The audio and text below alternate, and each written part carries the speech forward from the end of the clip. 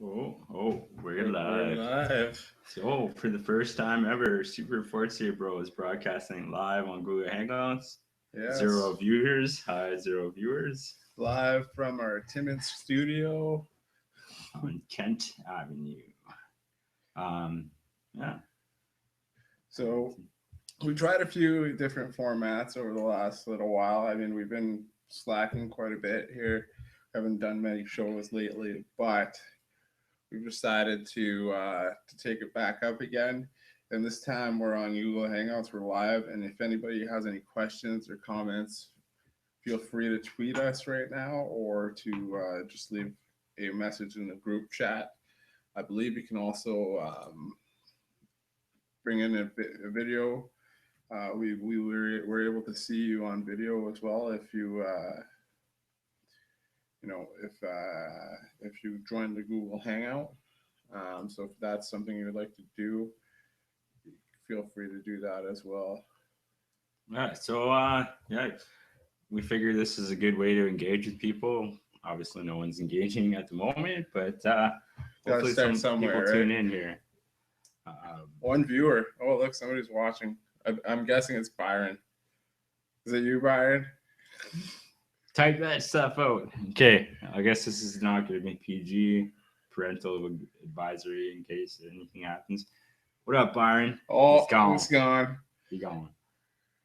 All right, so I guess the biggest thing that's been going on, other than the Blue Jays' loss and Kansas City's victory in the World Series, is the Canadian election.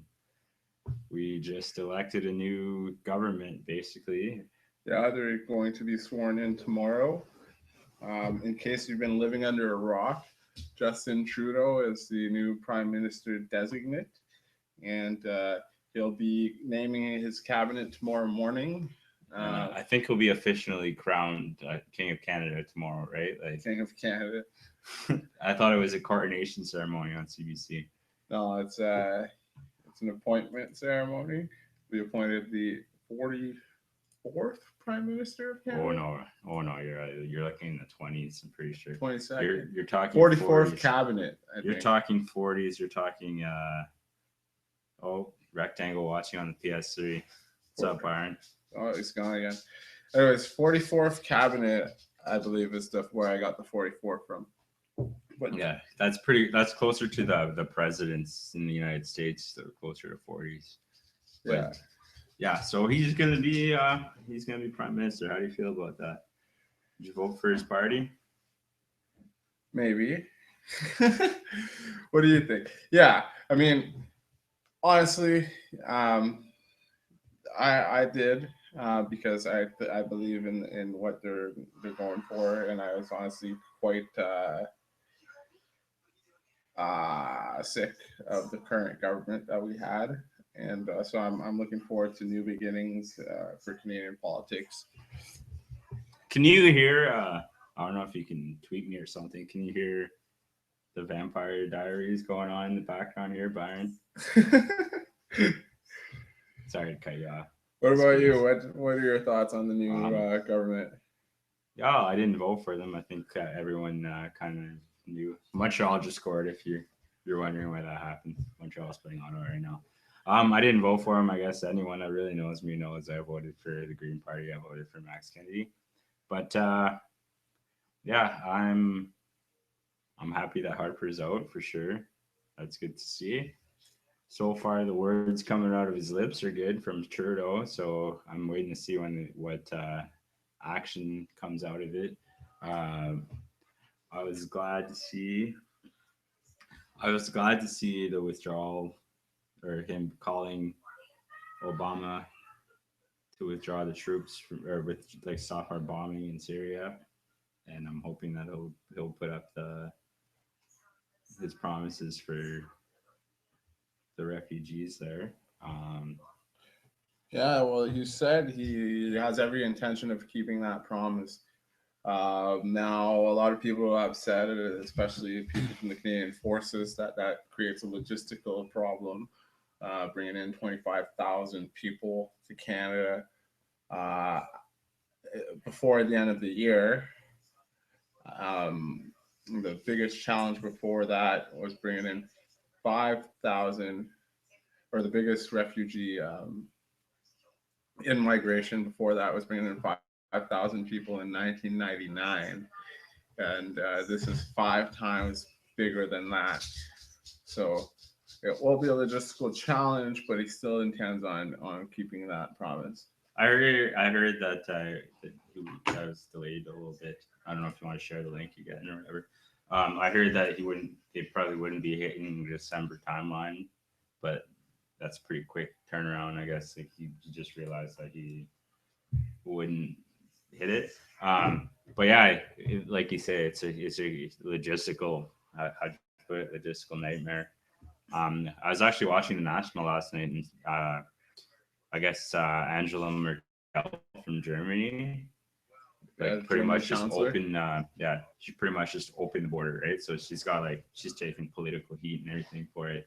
A lot of Germans are upset with it, but yeah, just looking at the logistical issue, they've got people like just like living in parking lots. They've got people like communities set up of storage containers piled up on top of each other. People living in storage containers, Syrians.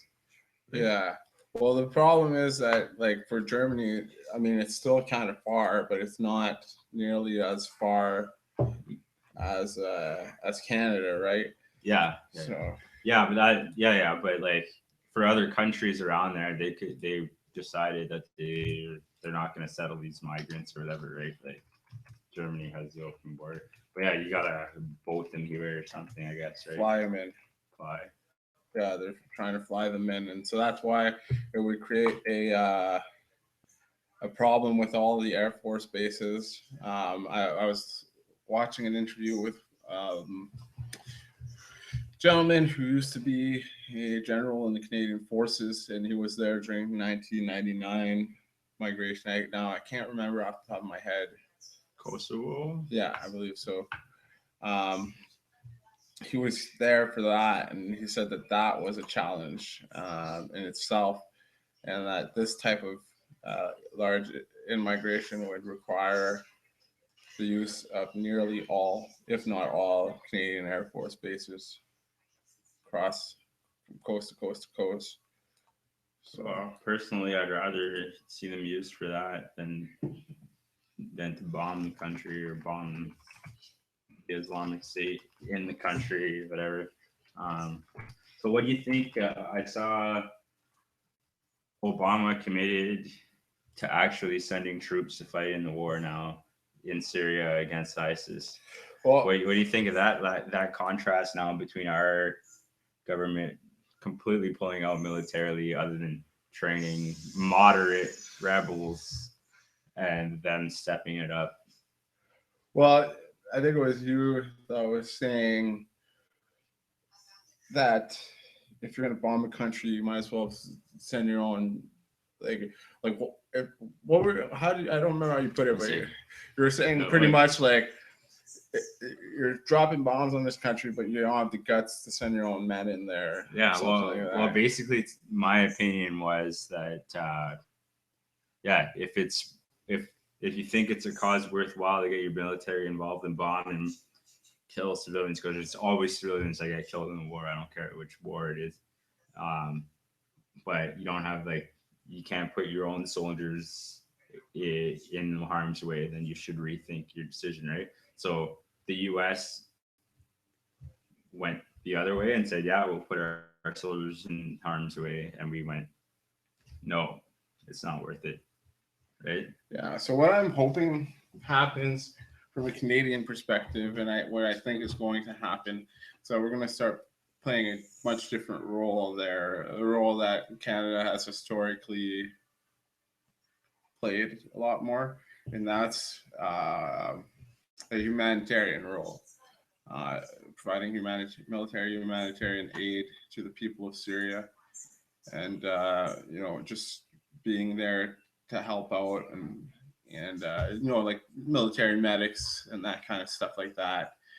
That I think is more what the Canadian military has been geared to historically, and I think is better than um, trying to play this super military role that we're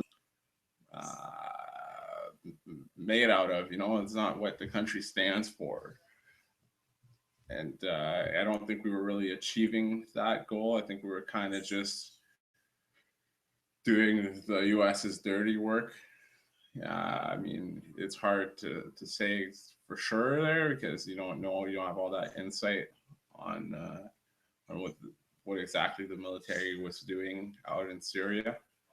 But I think it's good that we're going to see a shift in direction towards humanitarianism and providing that kind of help. Oh, I guess they call that gold act. Yeah, I think it was goal interference. Okay, cool. So the other question I have then is we're not involved while we're training. I don't know.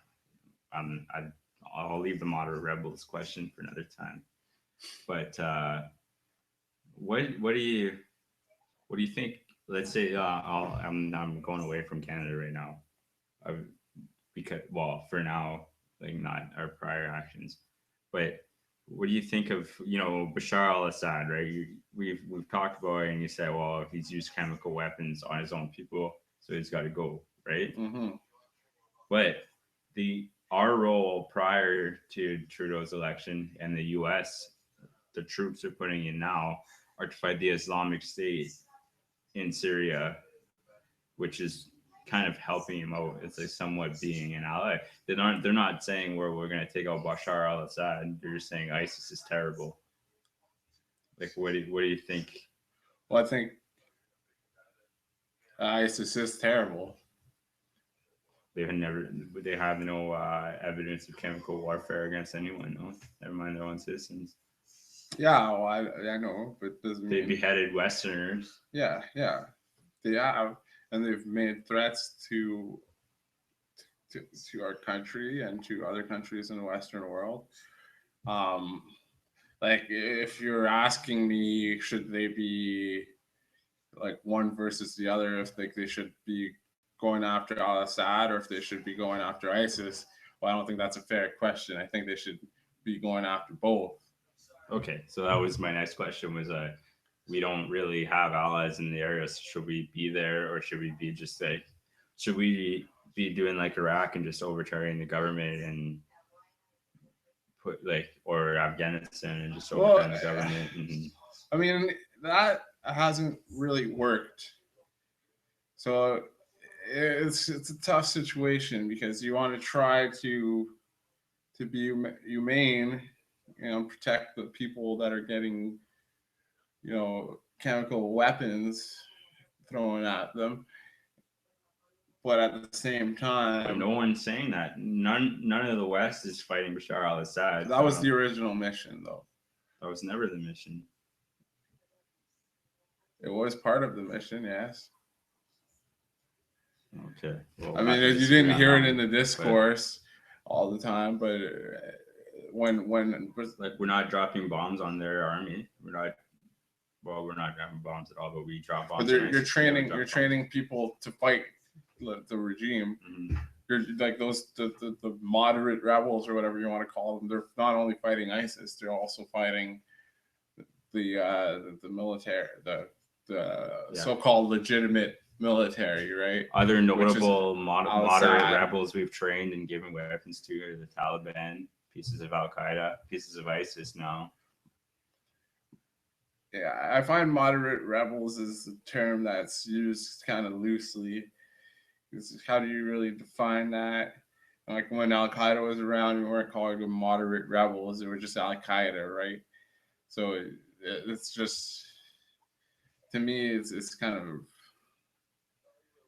a made up term that doesn't really mean much. So you would put it the same way as I treat the word terrorism, where we just use it. To me, we use it as somewhere where it's a convenience thing here. Yeah, that's another thing with the new government, the change in tone. The ceremony that was held at the National War Memorial on the anniversary of the shooting in Ottawa. It was the first public appearance by our Prime Minister, and it was relating to that incident that had happened in Ottawa, and or Prime Minister designate, sorry, and so he never mentioned the word terrorism in his speech about what had happened um, at the War Memorial and at Parliament Hill a year prior. And that's something that I think in the previous administration you would have definitely had the mention of terrorism. Yeah, right away before they even knew what was going on. Yeah. Those incidents on the incident on October 22nd, I was in a waiting room with my mom in Sudbury, and well, we all know that Nathan Cirillo, was shot. Corporal Nathan Cirillo. We have two viewers. I wonder who the second one is. But I was in a hospital waiting room with my mom in Sudbury. She was going in, I think, for a glaucoma thing, and before anything even came out, people in the waiting room were talking terrorism. And then as soon as our prime minister at the time, Stephen Harper, jumped in, oh, we don't know anything about the situation, but we have strong concerns that it's tied to the group ISIS and to terrorism. Yeah. I mean, I was at the nation's capital that day, and it was kind of strange how the whole thing just kind of played out. I mean, it was weird. I was at the university library, and we got put into lockdown. And I actually just got a notification on my phone from the Ottawa Citizen before we were put into lockdown that there was a shooting on Parliament Hill. And just minutes later, they made an announcement at the library. And then afterwards, just trying to get back through downtown. Oh, we lost him. Back to one. It was pretty crazy. Yeah. I was texting you during that time. You were in the library. And then I think you had to Facebook message me because they damned the radio towers too, right? Oh, did they? You were telling me that. Yeah. You couldn't use your cell phone. Your Facebook. Oh, maybe. I don't remember that, but that's possible. Yeah. And then like 2 days later, they had fucking C-51 ready to go. The anti-terrorism bill. Convenient. I mean, to me, like there was I could feel it in the Capitol. There was like 8 viewer choose back. Sorry. There was Parliament Hill was getting built up not militarily, but they were putting in safeguards, and it didn't start at that incident. Like they were putting in where it used to just be like a road that would come into Parliament Hill. They were putting in like these big pillars that could automatically go up and down when cars needed to go in and stuff like that. And then after that incident, it obviously escalated. Like the guy from what I understand, the guy in Cirillo's position now would actually have a loaded gun, right? Like he would actually have a weapon. They do. Because he had a gun, but there was no ammunition in it, right? Exactly. So now they definitely hold guns. And Parliament Hill, the security in Parliament Hill, there used to be 3 different security forces. There used to be the RCMP, Senate security, and House of Commons security. And they were all completely independent, had very little contact with each other. And now it's one. It's like Parliament Hill security. Is this part of Bill C-51? I don't think so. I think it's just it's not legislative. It's just operational. It's just an operational procedure that they've taken. And they didn't have to pass law for that. No. All right. So I got a follow-up question for you for that. I know my answer, but I wasn't in the nation's capital at the time. So after that incident, do you feel more threatened by terrorism now? No. In Canada, like, do you feel the need for a specific bill or? I mean, we introduced an anti-terrorism act after 9/11. Um, what I think should have probably happened, as opposed to opening or creating a brand new bill, is maybe modifying that act that was used to add maybe particular things that mention that could have prevented this incident. I think that C-51 definitely oversteps on a lot of things, and I look forward to seeing what happens. One, I guess. It keeps going in and out. I look forward to seeing what happens with Trudeau and his amendments to C-51. I don't know how high that is on his priority list, though. Well, it was a pretty big stepping point. Like, I mean, he campaigned on it before the campaign even started. So, yeah, but he has a lot of stuff. On a lot of things. There's a lot of stuff on that list, man. He promised a lot of stuff. Yeah, like so we'll see. He campaigned on what, electoral reform, what would you call it? Reforming Bill C-51, pulling the troops out of Syria. Well, not pulling them out, but only training the moderate rebels. Legalizing marijuana. Middle class tax cuts, taxing the very rich. Oh yeah, the new tax bracket. That I think he's gonna obviously do, without a doubt, real fast. The Canada Post thing. Yeah. Oh yeah. Okay. What do you think about that? Well, this is actually, now I have now that I live here in Timmins, I actually have a mailbox, so it actually affects me now, I guess, because in South Porcupine I just went to the post office anyway, so I don't think anything would change there.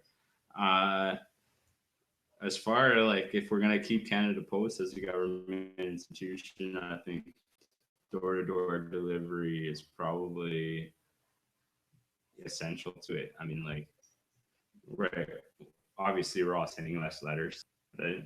Yeah, we're all sending less letters, but the big thing is now is online shopping. So online shopping, you're talking about delivery. If you're not delivering to their door, then they're going to lose even more business and they're going to go underground. So I think that's good, and I'm jacked that they decided to stop putting in community mailboxes. I actually saw one of the new ones in Newmarket when I was down in Toronto. They put they have these community mailboxes. They're not taking them out, but it's a good thing. Yeah, I mean, some people would argue that there's already a lot of communities that don't have door-to-door delivery, which is true. Porcupine.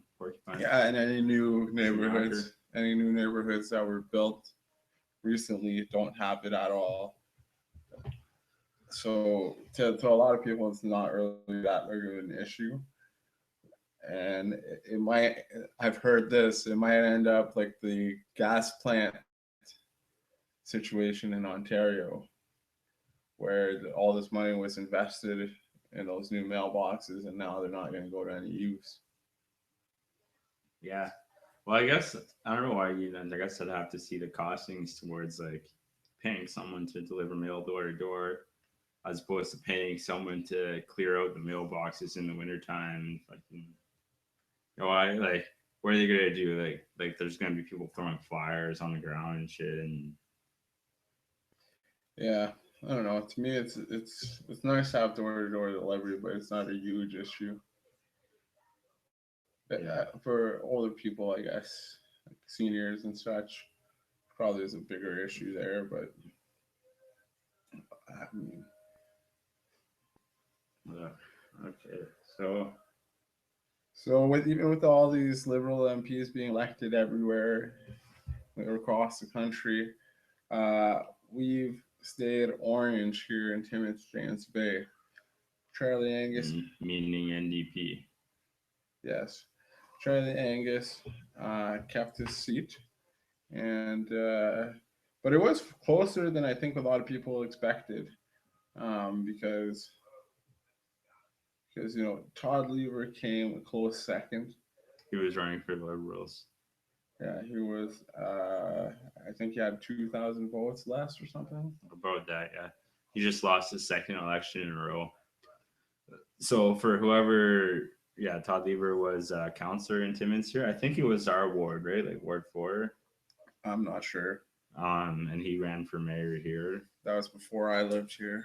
And then lost. And then ran against Charlie Angus. Well, I guess he was like the only real competitor, Charlie Angus here. Yeah, we went to a few of the debates here in town. Well, we went to one of them. We watched the other one on the internet. It was interesting to see, and interesting that John Curley didn't show up for the second one. Yeah. Yeah, as a Green supporter, I thought it was cool seeing an actual Green candidate here, Max Kennedy. Like, I have to give him a props. He got what, like 800 votes or something in Timmins, James Bay. I don't know. I thought it was pretty cool. Like, I've seen them on the ballot, but I've never actually like heard of any of the Green candidates out here. He was a good guy, so I thought that was cool. Can't like I can't really complain about Charlie Angus. Charlie Angus has been good for us, I guess. The only thing is, like Lieber pointed out multiple times, he's not in the ruling party, so yeah, it creates a little bit of a challenge, but I mean, it's not that huge of a deal, I suppose. It would have been nice to have somebody in the ruling party. Yeah, which would have happened, I guess, if the NDP became the ruling party. But like you said, Charlie Angus has been a decent MP. I can't really point out anything that he's done that's been super great for the region. But at the same time, I can't point out anything that he's done that's been super bad for the region. Yeah, well, it seems like he brings up issues in the House when there are issues pertaining to us, and he actually this is not to say that Lever wouldn't or Max wouldn't or Curly wouldn't. In fact, Curly, I've talked to him, and he was a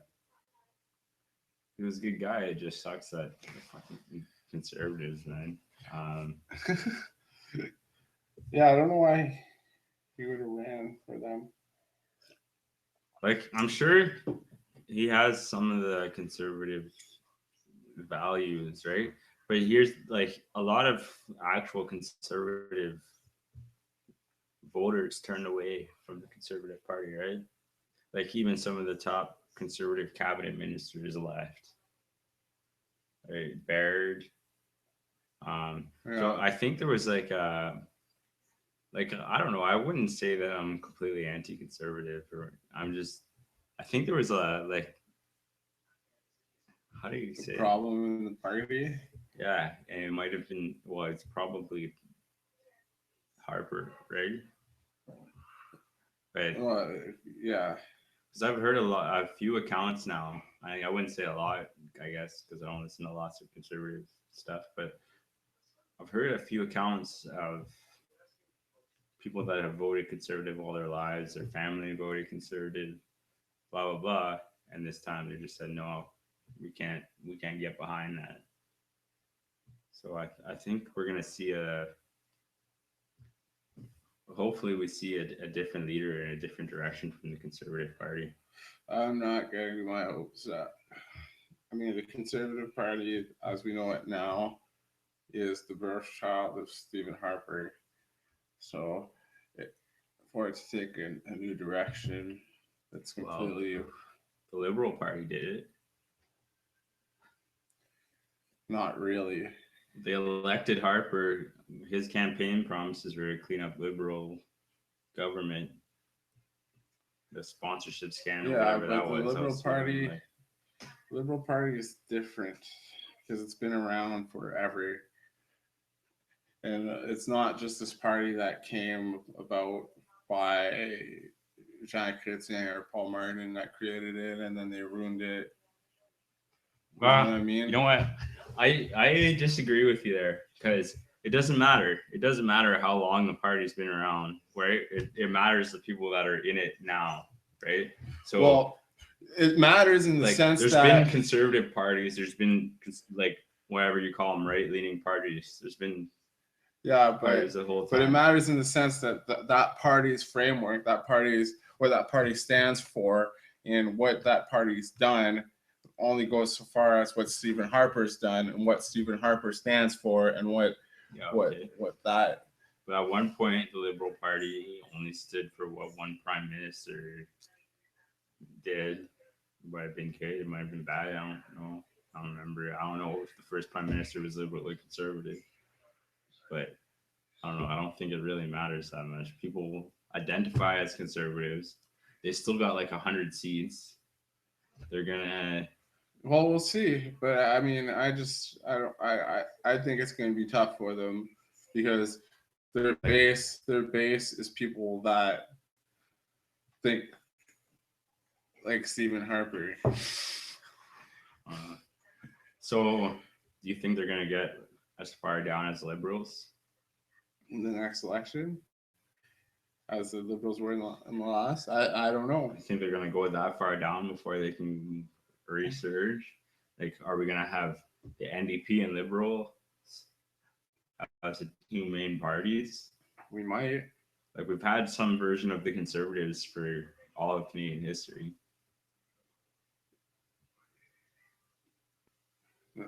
Well, we have like a progressive Conservative Party, which was a more left-leaning party. Before that, there was a conservative. I don't know what it was called, but there were always a conservative party, right? Like there was always it was a two-party system for most of Canada's history, right? I don't think so. I don't think that I don't think that there's always been a conservative party. So who was the Liberal Party fighting in 1867? I don't know, but like, let's Google it then. History of Canadian political parties.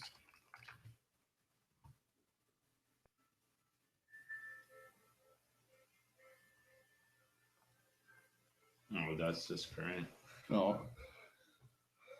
Is it all just current? Current parties? No, Liberal Party of Canada, founded in 1861. Conservative Party, founded in 2003. Yeah, but it was a merger. The Historical Parties. Anti-Confederation Party, 1867. So I guess they would have been like all the Conservative Party of Canada, 1854. Yeah, like we've had it till dissolved 2003. Okay, but that doesn't make sense. It was dissolved in 2003. It doesn't make sense because here it says this is not accurate. But there was a Conservative Party. I don't know what it's named, but there was always a Conservative Party and a Liberal Party in Canada. There always has been. The Reform Party is the party Stephen Harper created. Party. That's the party Stephen Harper created. No, it's the Conservative Party. Because it's the Conservative Party, as we know it now, is a merger of the Progressive Conservative Party and the Reform Party, the Canadian Alliance Party, or if the Reform Party and the Alliance. The Reform Party of Canada started only in 1987. Okay, so it must be the Reform Party and the Canadian Alliance that created the Conservative Party. All right. Anyways, I don't know. I just there hasn't always been a Conservative Party. Like, this is wrong. Okay, Wikipedia is wrong. Anyways, let's all right. What else we got here? Conservative Party. This is gonna bug me.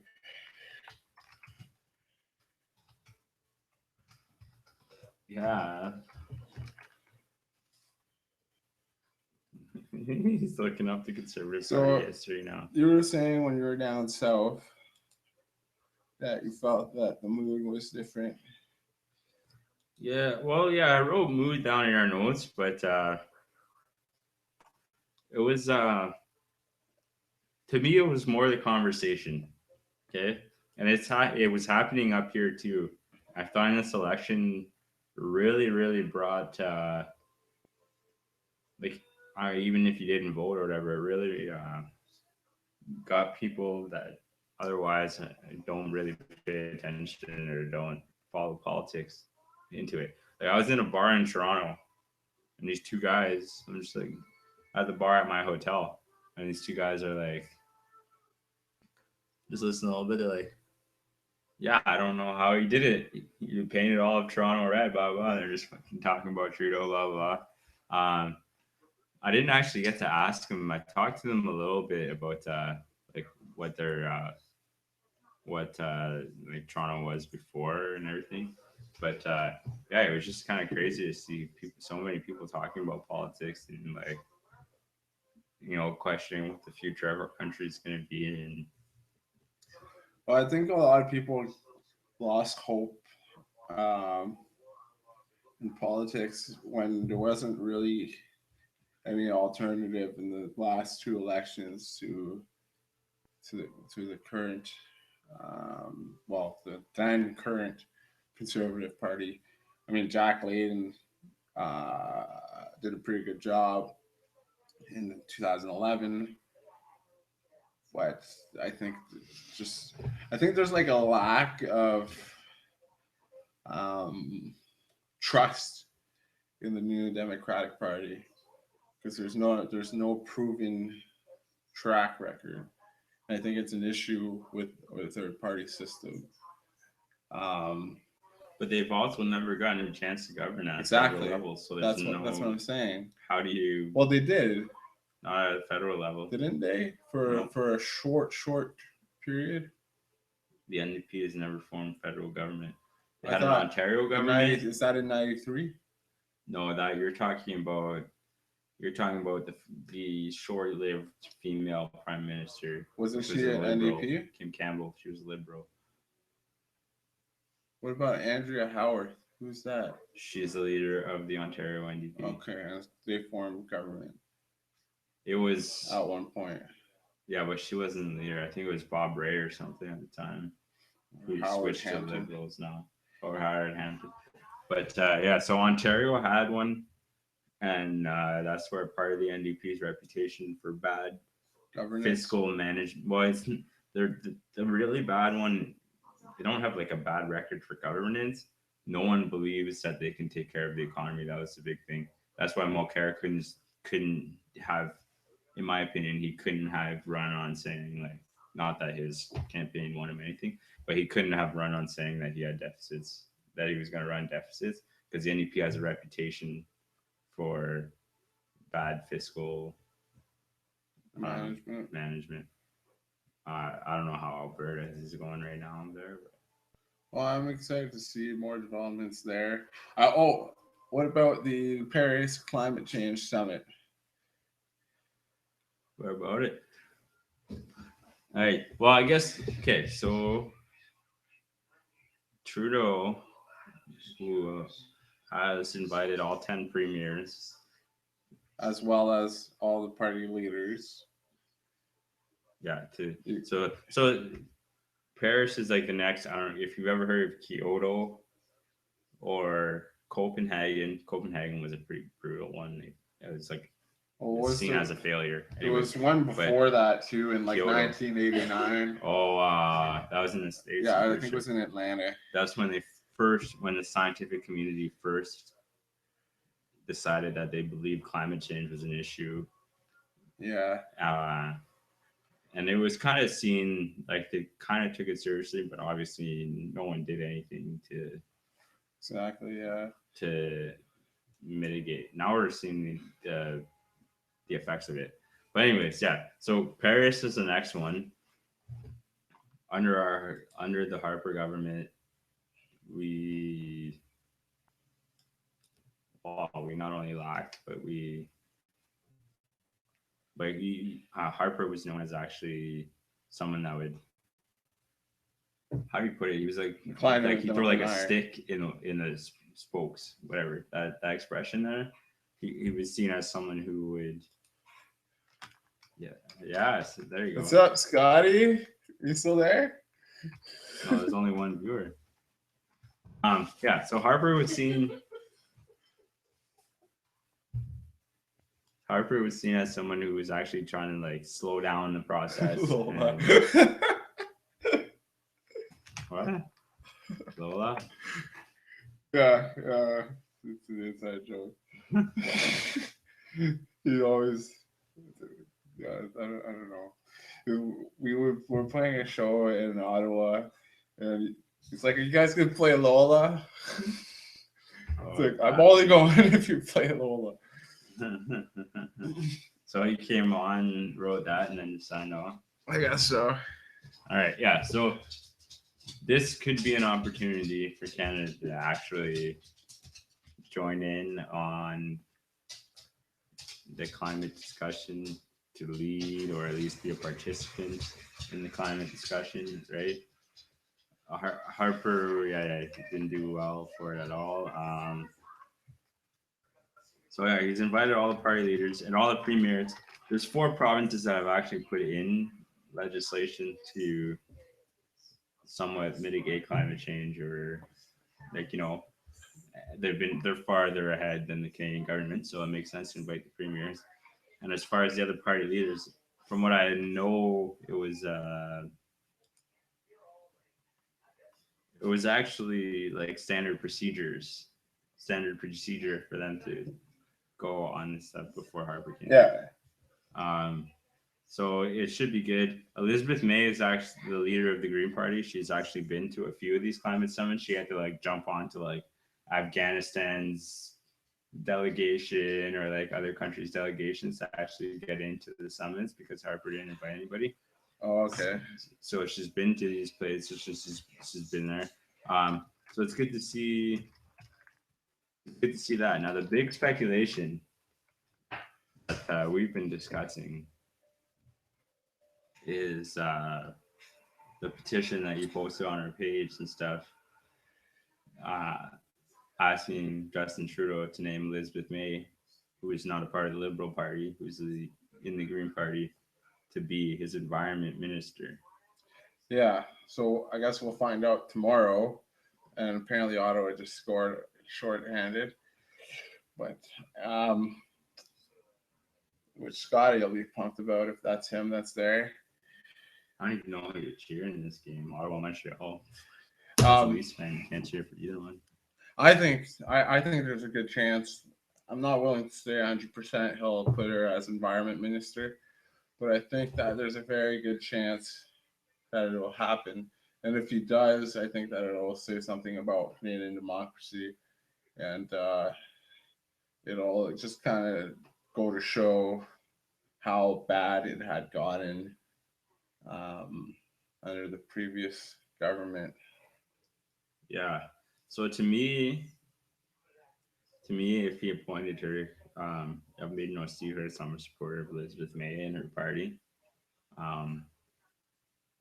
But no matter who he appoints, like even if he appointed like a finance minister from Conservatives or NDP, it would show that they're kind of putting away the partisanship, right? Which means like we have one party, we have our line, we're the ruling party, and screw the rest of you guys, right? So that's how our system's supposed to work, right? Like our system. It's a representative democracy. So it's a representative democracy. Yeah, okay, you can probably explain it better than your party side. Well, I mean, all I was gonna say is like the people of the country elect representatives, and they're at the House of Commons to form government and to represent Canadians as an entity. And if that means working with other parties, then there shouldn't be any issues with that. I mean, that's the way a functional democracy is supposed to work.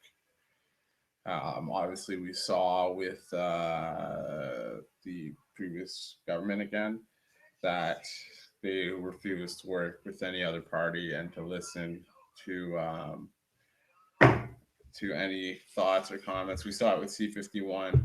A lot of amendments were brought up by other parties and were all flat out rejected.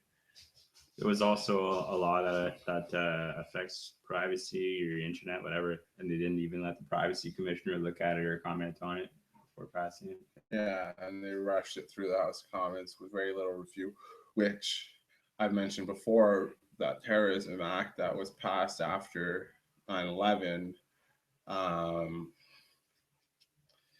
that had a very thorough review through Parliament, not only by Liberal Party members, but by other party members and by committees, and I believe even by obviously the Privacy Commissioner and previous prime ministers, which wasn't the case with C-51. Previous prime ministers wrote letters to the government, to the prime minister's office, and nothing came of it.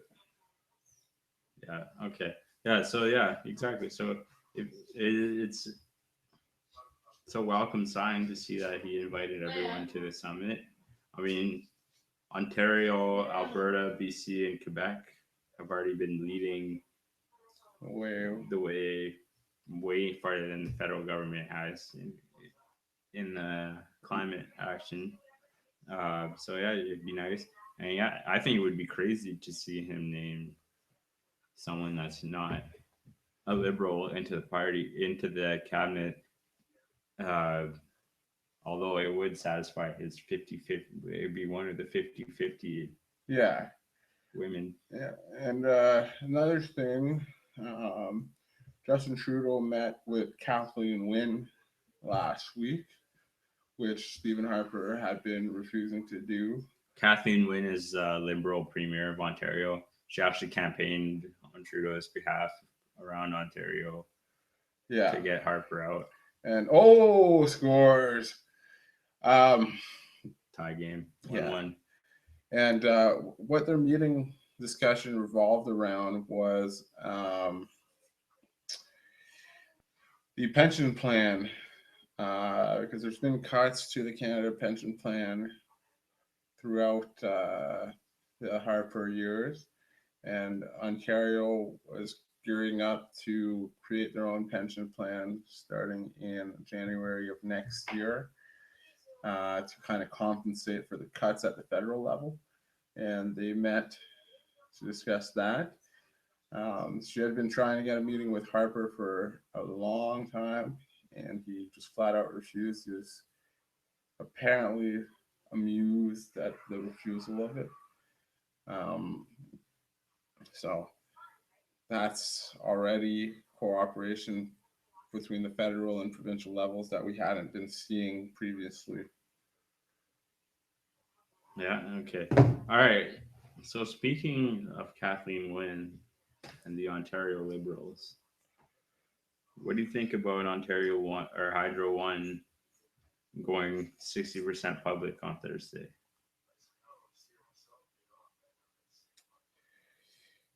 We've talked about this before. Yeah, now it's actually happening. I think it's a difficult situation to deal with because right now Ontario has the highest hydro prices in the country, and a large part of that is because of the debt that we have because of our hydro infrastructure. And the gas plant scandals by the Liberal governments. Gas plant scandals. Like people, we had this conversation. People, they campaigned on closing those plants, did they not? Yeah. So the gas plant scandals. What happened is Dalton McGuinty. Dalton McGuinty's Ontario Liberal government decided to open 2 gas plants in Southern Ontario, and there was a crazy public backlash in the middle of the construction of them, I guess, right? We looked it up a little bit. And so the next time the elections happened, I'm not sure if it was McGuinty or Kathleen Wynne, because McGuinty stepped down at some point. They campaigned on closing the plants. Yeah. And they ended up costing like way more than they costed, they projected. And now, honestly, on my hydro bill, I actually see a debt retirement charge because Hydro One's so far in debt. Yeah. So that to me is kind of the dilemma. They're so far in debt, and it might be helpful to relieve that debt, towards relieving that debt, to sell parts of the public corporation to private interests. Yeah. Why my and it's taking the TV in 10 minutes. I'm watching the hockey game here. Okay, do you want me to do the soundbar right there? Sure. Can you put the hockey game on the other TV then? Okay. 10 minutes. Okay. So my POV on that is sure there's been bad government management. This is not under dispute. We pay crazy fucking hydro bills.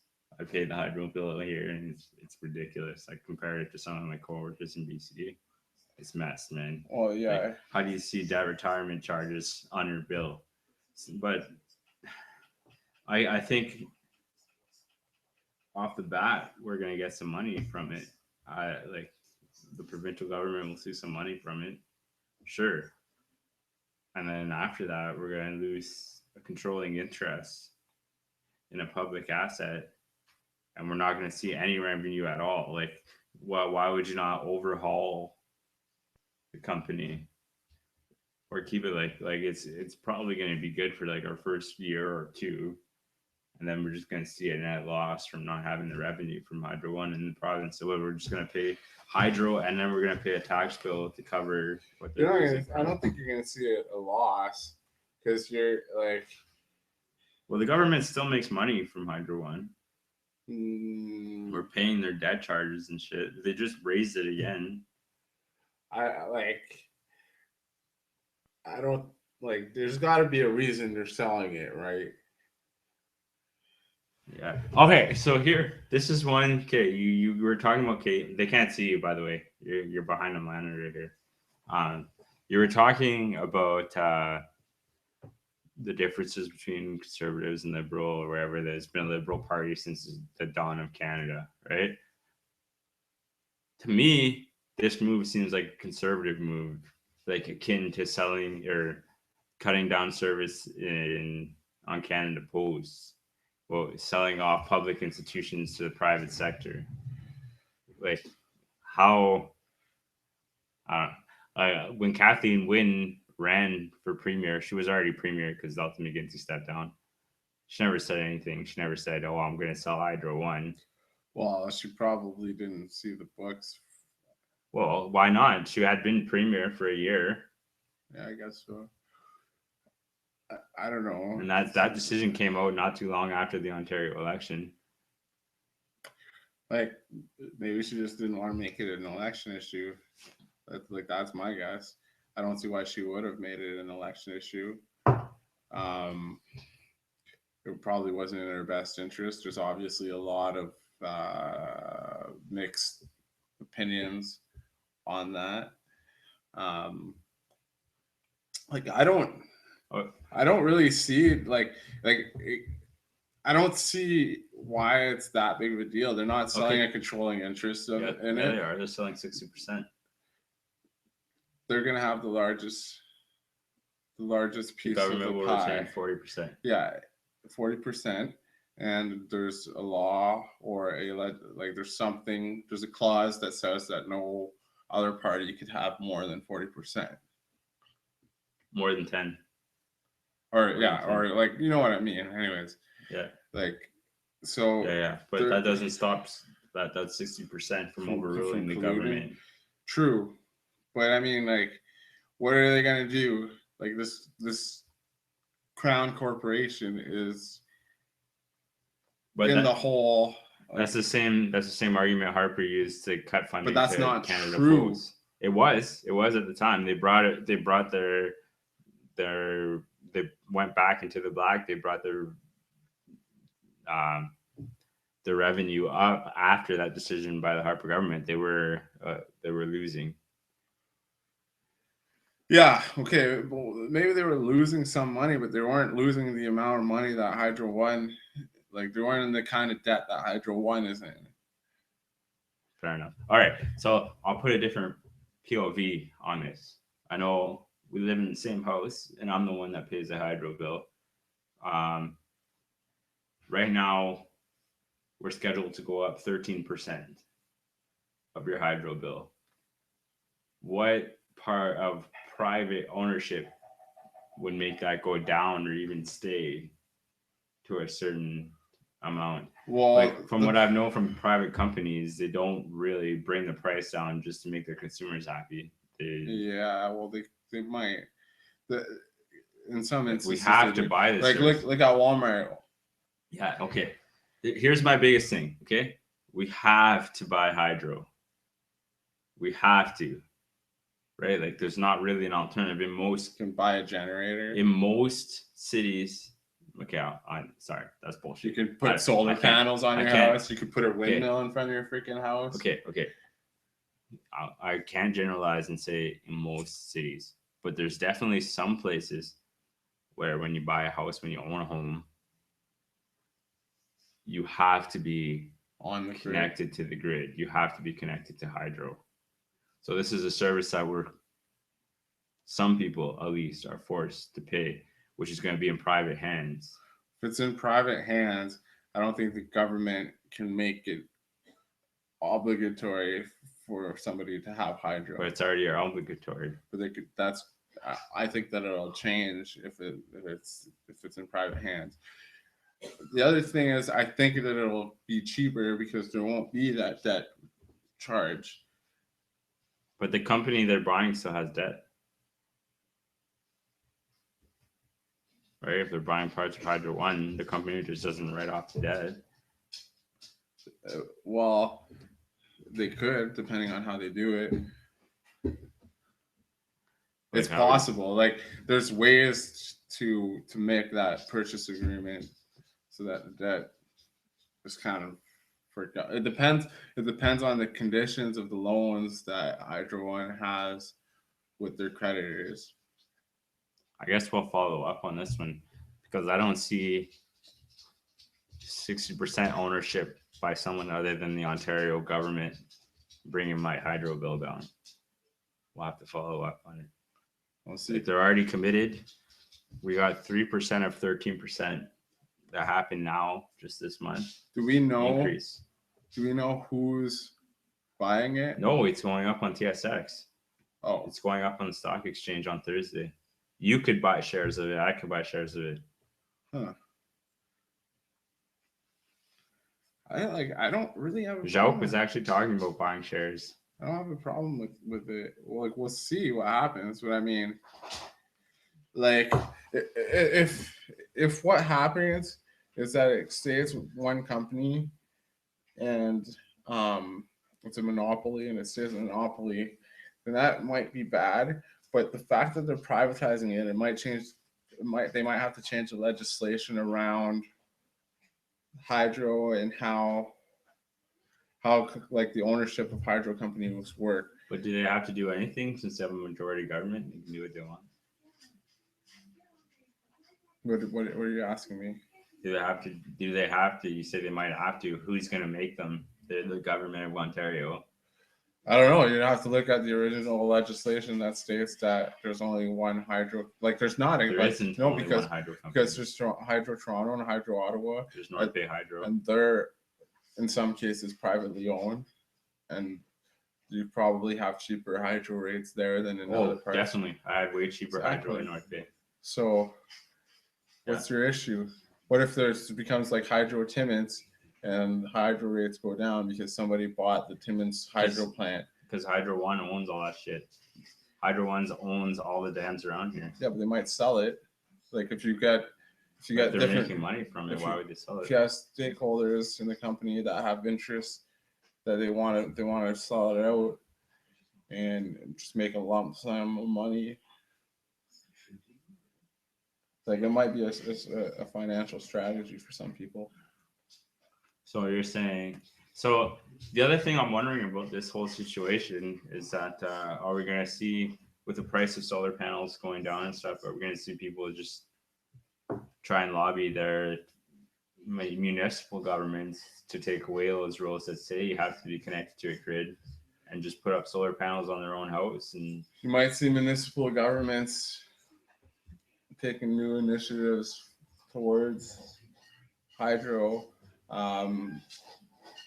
Towards privately No, maybe not privately, but you might see municipal governments buying up stakes in Hydro One. You might see municipal governments. Was that part of Timmins' budget meeting? I don't know.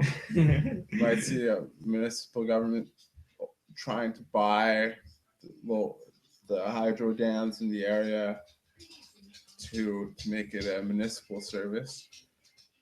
So, okay, we're past the hour, but screw it. It's episode 1. Okay? Yeah. So, Timmins just went through a review with KPMG, or this huge whatever Core multinational company, services. but to review the core services and where they could save money, and they were told to cut services here or whatever other stuff. One thing I didn't see, which just came to my mind here now, is what if we spearhead this stuff? What if we put solar panels up on top of City Hall and like the Sportsplex, the new sporting complex they're talking about building, and like generally from what I've seen, if you let's say you plaster a roof with solar panels, it makes more power than that building, especially the small buildings we have here. Makes more power than that building actually needs, so you can sell it off to the grid. So if the city can start making money off that shit, wouldn't that be pretty cool, right? Exactly. So that might be a start of a municipal strategy to completely make hydro a public service that's run by the municipality.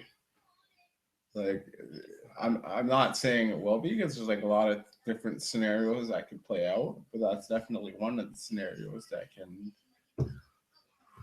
might happen. All right. I'm sorry I don't have the details here, but I think one of the biggest worldwide stories of public hydro or public electricity, I guess, energy companies going private, and then actually seeing some good out of, comes from Germany. And they went private, and then they ended up getting bought by either like you say, municipalities or like local groups of citizens. Right?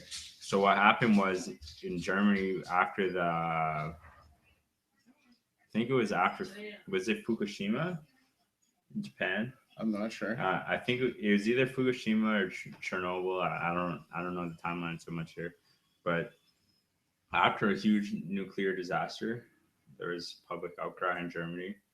All like most of their power companies had gone private, and there was like this huge push, and it was helped by their government, by municipalities and like cooperatives and stuff, to buy back the power companies, and they brought in renewable energy. Like they're like the leaders in renewable energy, in Europe, and they make good money from it. They're not in debt like Hydro One. Exactly. I just honestly think that the government of Ontario has to do something to get rid of their massive debt. They're the largest. They have the largest debt of any non-federal government in the world. Yeah, they passed out. So I think that that's just what they're going towards with the privatization of, because like it's either these companies are going to take on the debt that's owed, or there's a clause that somewhere eliminates that debt if it's sold. Yeah, to me the only thing is like I don't see Rogers buying 10%, Bellrod buying 10%, Telus buying 10%, and then whatever other 3 other companies buying 10%, and they decide to bring down prices. I don't see that happening, because it's something you have to buy. You don't really have a choice unless you're going to go outfit your house with panels. You never know.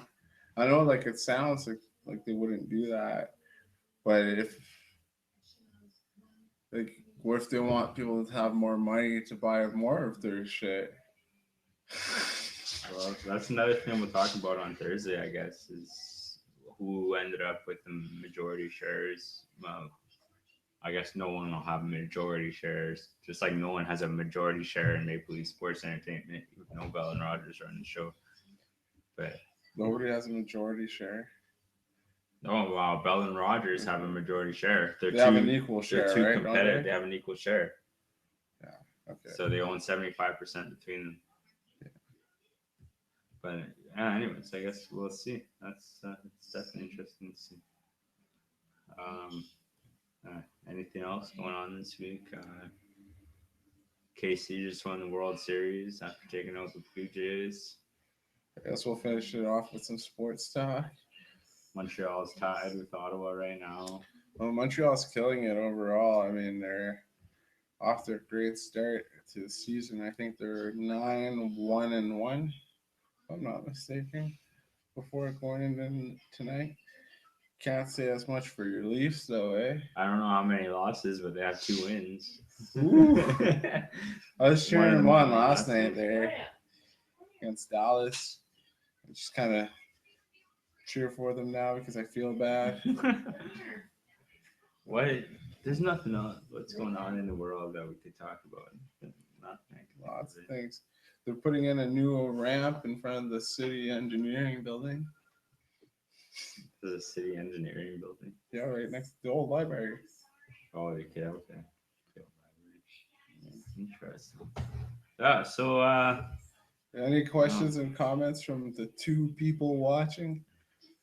I mentioned in my Facebook comment. I want to say this off the start, but I mentioned in my Facebook comment after Trudeau was elected that democracy isn't a once in 4 year thing, and that we need to be involved. So part of this whole live thing for me was keeping the discussion going and having people talk or even listen to what's going on in the world, voice their opinions. So if any of you 2 viewers want to be on the hangout and actually talk to us next week, or if you want to just tune in and or anybody watch this that's full, or listening if anyone- after the yeah. fact, talk about the TPS and their banner here with the Canadian Oh, Tire. the Timmins Police Service. Oh. Byron wants to talk about the TPS.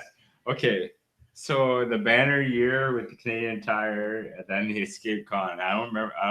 The Escape Con. You'll know a bit more than me, but I can tell you a bit about the Canadian Tire story, I guess. How did that first happen though? Like, what? Well, from what I heard, the alarm system went off at Canadian Tire early in the morning, and so the cops were dispatched, and they went in, and they thought they saw or heard something in the store, so they got out of the store and they tried to lock down the area, and they apparently failed miserably, and the guy had left a long time ago. Yeah. So when I heard about it, my landlord at the time and my buddy Mark, he told me that even on at TD and South Porcupine, they're on watch because Canadian Tire, which is like a complete other end of town, had someone broken into. They closed off the highway to Sudbury and stuff. They had it boarded, but they brought in helicopters from Aurelia. Yeah, it was this crazy situation. You couldn't you had to go to North Bay, go to Sudbury and stuff. This guy was gone. They found him though after 2 other break-ins in Timmins, a few weeks later or a few days later after a few break-ins in Timmins. Another piece of the banner year for TPS is the police chief. Yeah, and there's another cop that retired today. He has a hearing tomorrow, or he retired yesterday. Yeah. Well, he had assault charges on him, didn't he? Did he retire? No, he resigned. Sorry, he resigned. Yeah. I don't know what the story was. I just saw the headline, but he resigned yesterday, and he had a hearing today.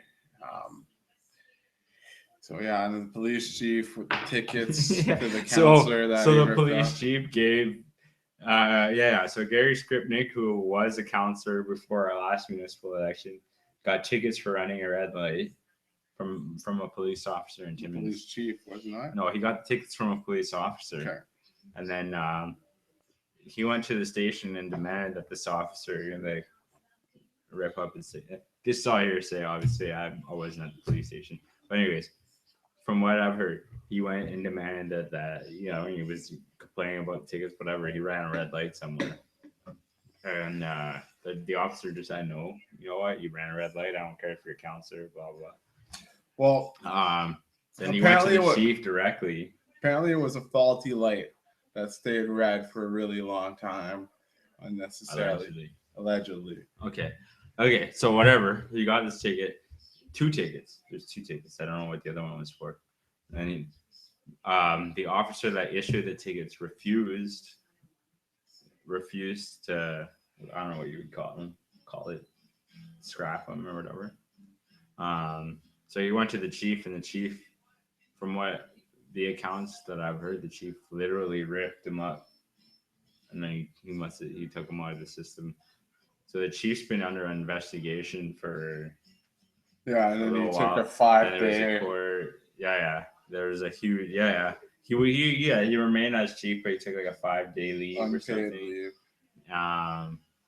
Then there was this huge court thing, this huge court bill, whatever, and out of all of it, he got charged like 5 unpaid days, which is the leave he already took or whatever.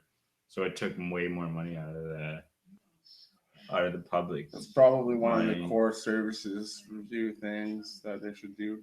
Like there's a lot of wasting all this money prosecuting. I don't think you should have ripped their well, I don't know. This is the first I hear of this faulty light thing, but there's a lot of court cases that like court cases against the Timmins police that have happened in the last couple of years. Yeah. Well, that guy that resigned today, it wasn't even his first time getting charged for assault or anything. He'll still get charged. He'll still get the federal or provincial charges. He just won't be brought up against in like the police tribunal. Yeah. But yeah, the Timmins police, and then actually, yeah, like it was before you came here, but Todd Lever, when he campaigned for mayor,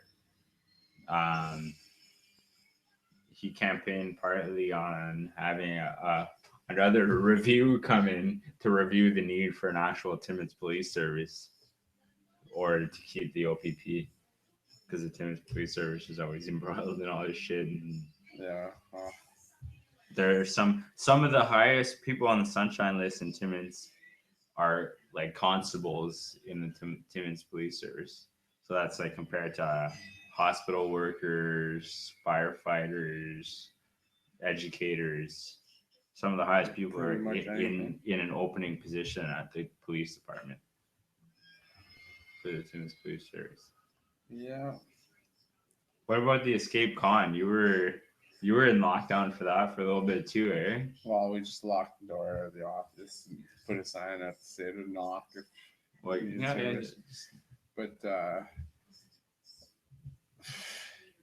yeah, apparently this guy who was in shackles and chains escaped the police while he was being transferred from the 101 mall.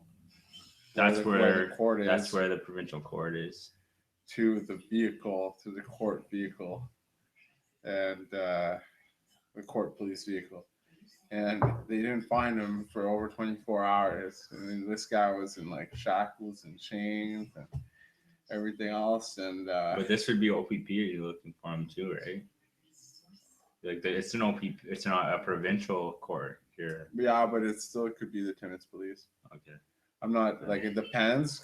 What Timmins police do like transfers between Monteith and the court. Okay. So I've seen Monteith is our closest jail. It's minimum or medium security. Minimum, I believe. But I've seen Timmins police vehicles along Municipal Road outside of city boundaries because of transports to the court.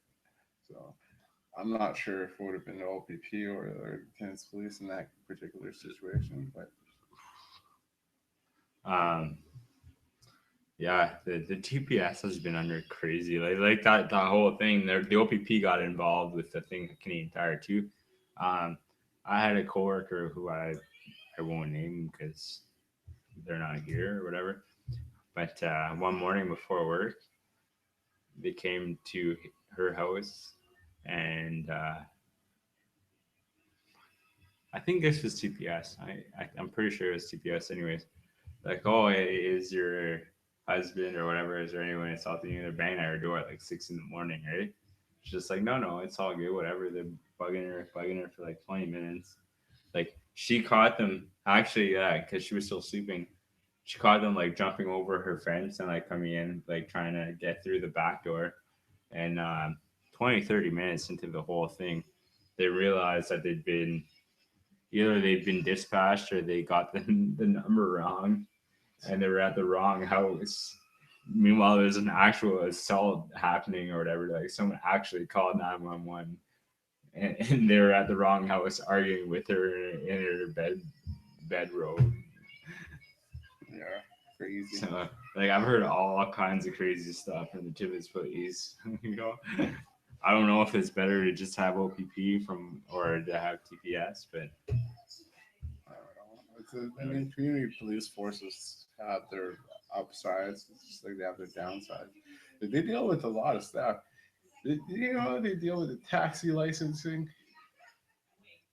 If you want to get a taxi license, you have to go see the police department. That's pretty weird. I don't know. But I did an illegal U-turn in front of the Timmins police when one of them smoking a cigarette, and they didn't even fucking stop me. You just I didn't know that. But now you just set it on the internet. What are they gonna do? You're gonna show up here tomorrow morning. Yeah, right. And They'll you probably take show up a few houses down at the wrong address. You got anything else there? Or rectangle. Yeah, wait like 30 seconds because there's a delay. Oh yeah.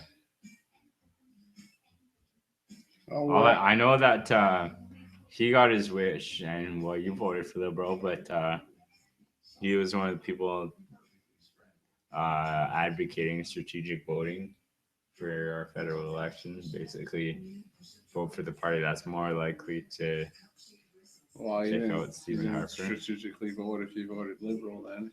I don't know who he voted for, but he got his wish that Harper got ousted. And well, we're quarter past the hour on season 3, so I guess we'll no more comments from Rectangle. Call it a show, and we'll see you next Tuesday night. Are you gonna join the actual hangout next Tuesday? Oh, he tweeted us. Let me check that shit. Do you guys think it's good omen that price is backed up by a guy named Condom? Well, I'll start off by saying his name is Condon, right? Yeah, exactly. Condon. I'll defer to the hashtag protection. I like it. I wish his name was Condom now. I actually have Price in my hockey pool. So wow. He actually picked him up when Price got injured. He picked up. Oh, you did that too. You said you had Price. Yeah, I had Price in my hockey pool, so I picked up Condon. Is he Quebecer? I don't know. It's an English name. Even the French announcers call it Condon. So, I picked him up. So far, he's doing pretty well. He did well in the last game. It was 5-1. And he's standing on his head tonight from what I've seen of the game. So it's a very good thing that he's their backup. He's 4-1 in the NHL. Very good goals against average and save percentage.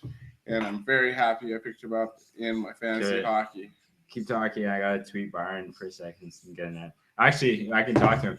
So what do you think of Byron? Are you going to be watching Justin Trudeau's coronation tomorrow? Coronation. I call it a coronation because I think the boy king will be ascending to the throne tomorrow. What do you think of that? Or would you have rather angry Tom? Well, I know you're not asking me, but it's not a coronation. First of all, because he's not the king of Canada. We don't have a king of Canada right now. We have a queen. Yeah, Queen Elizabeth II. Of House Windsor. Yeah, that's Queen Elizabeth II. And her representative will be appointing our new Prime Minister, Justin Trudeau, tomorrow. which is David Johnston, Yes. who served at the Laurentian University in Sudbury until he got named as Governor General. It's pretty cool. We got Northern Ontario cat Yeah. down in Parliament. The only Canadian that doesn't have to pay taxes. Governor General David Johnston. That's interesting. Yeah, I learned that from Mr. Obley, man. And, And so what he thinks about he's thinking real hard. Maybe Trudeau. answer in the comments.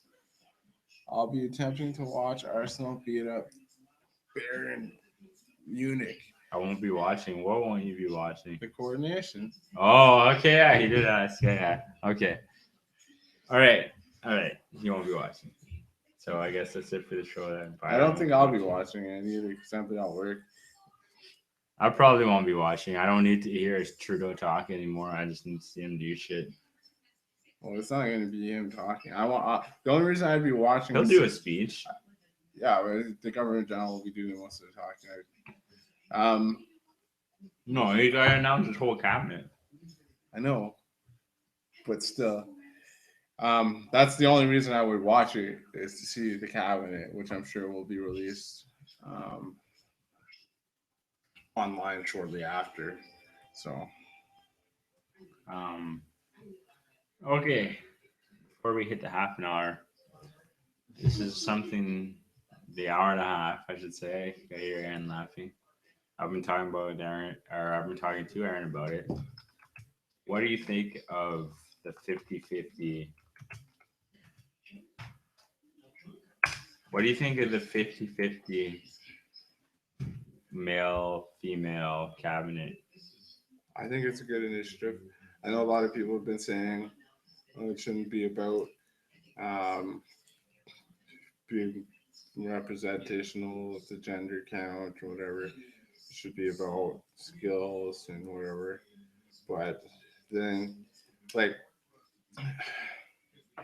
yes and no, because you got to represent the people of the country at the same time. It comes back to representative democracy, and I believe there's more women in Canada than there are men. Yeah, it's close, but you're probably looking at like 51-49. Yeah, exactly. So I think it has to be representational of the population. Just like the article we were reading right before going on air about regional representation in cabinet. I think that just because you have the Toronto area, it doesn't mean that all your leaders should come from the Toronto area because they won't bring that representation. The closest we have is North Bay. At Sudbury. In the Liberal? Sudbury. Yeah. Everywhere else in Thunder Bay, we're like the only one, I'm pretty sure. Algoma. Like the two biggest ridings, like the actual like size, biggest ridings are NDP. Hamilton is NDP. Hamilton must have more than one riding. Like upper, like Hamilton, I know is NDP, one NDP, and this former councillor. But yeah, so back to your gender representation thing. I think it's fair. I think it's a very good initiative. It shows that, it shows a lot of things. It shows that he wants a proportional representation, and he wants to kind of change stereotypes. And it might even get more women involved in politics or more interested in what's going on in politics, because they'll be more represented or better represented. Just to throw in my opinion there, I think a big part of the disconnect and between like regular people and the political sphere has been that they don't think they really are represented. I've been reading. I just started reading a book from the library about Magna Carta, which is like the first the first actual document that the King of England, John, at the time in like the 11 or 1200s, signed that took part of his power away and gave it to the people, right? Like the first steps of a democracy in a monarchist government. Well, obviously, like we had Athens actually had democracy before, um, but even there was the barons, like the big rich guys, like the big guys running. Right. So to see that it was never women. It was never women. Like we have a queen of England now too, but like she wouldn't have been queen if she had a younger brother even. Like it's always been this like paternalistic thing. So it's nice to see the split, and I agree with you. I do think it's a huge thing about representing the actual country. When you think about 50% of the people, or 51% of the people are women, then they should be represented, as well as the ethnic differences, the regional differences. Like our riding might seem huge in geography. It's small and it's huge in geography and it's small in population. And we always feel in Northern Ontario that, or probably in Northern any provinces, or if you look at the territories, that were underrepresented in federal governments, and that's probably a big part of this engagement, right? So he's gonna have a pretty crazy, a different balancing act to do, right? He's even got the leader. Did you know this? Stéphane Dion, who was once leader of the Liberal Party, he's an MP. Yeah. He's even got former leaders of the party. Mark Garneau is there. He's not a former leader, but he's always played a pretty important role. Tony Blair, who was a huge, who was the police chief in Toronto. Bill Blair. Bill Blair. Tony Blair is a former conservative cabinet minister. Bill Blair, Byron fucking hates that guy. He pulled some pretty bad shit at the G20 in Toronto. He was police chief in Toronto. So he's got a pretty different, he's got a lot of liberals to choose from. So that's why I don't know if I see, and he's cutting down the cabinet to smaller than it was before. So that's why I have a hard time seeing like another party being in the cabinet, as in Elizabeth May. Well, the reason I don't see it just because I think that she's hands down putting on when it comes to the economy. Well, she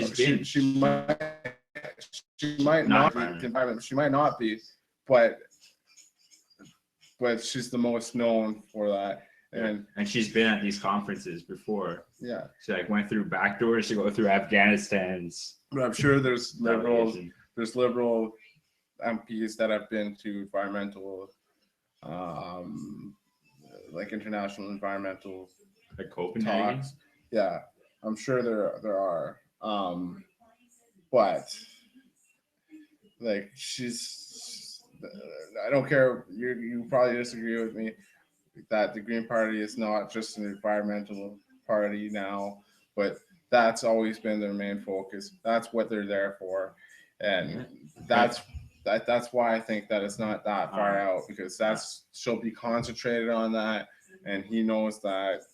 Yeah. And well, to me, exactly. So to me, and I think at least as far as they try and portray, obviously it's hard to say, like just like I have skepticism for Trudeau, which is electoral reform, because the system served him like that our system has nothing about parties in the actual rules, right? So you elect someone to represent you, blah blah blah. But to me, in that file, she's completely competent. She's competent. You might be right. There might be other people more competent, but she's even like went through back doors to go through other countries' delegations. So I think it would be sweet to see. I'm excited to see what happens tomorrow, and either way, we'll see a lot of people going through the Canadian delegation, and we'll probably see Canada at least make an effort in this area, right? Yeah, we'll see some new It's a new effort from the Canadian government on climate change. It's not been a priority for the Harper government. The oil and the oil sands have, and that'll be also interesting to see is how the Liberal government will handle Alberta and the oil sands, because it's another challenge. Oil's still at $45 a barrel, which is, from what I know, for most of the oil sands to be profitable, they have to be at about 80 or 90.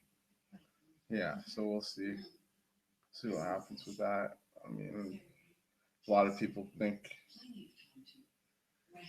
that we should be going forward with the oil sands and everything, and it creates a lot of jobs and this and that. But I tend to disagree. We can move towards a different direction.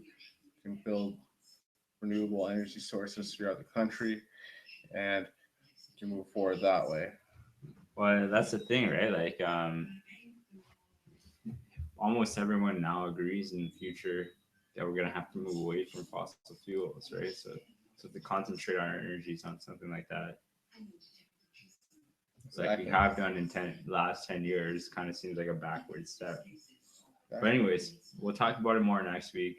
It's over an hour and a half since we started this podcast. Yeah, so we're gonna call it. Thanks for tuning in. Hope you enjoyed the show. All 2 or 3 viewers. Well, we don't know. It might have been like 10. The one, like, there was one constant one, which was Byron, but it might have been like 10 other people that like came in and out. Like Scott was here. I'm pretty sure Scott's not still here. There's only one viewer here, so it's there's 2. No, there's 2. See, like, I don't know who that is. Who's the second mystery viewer? Please let us know who you are. Peace. Take care.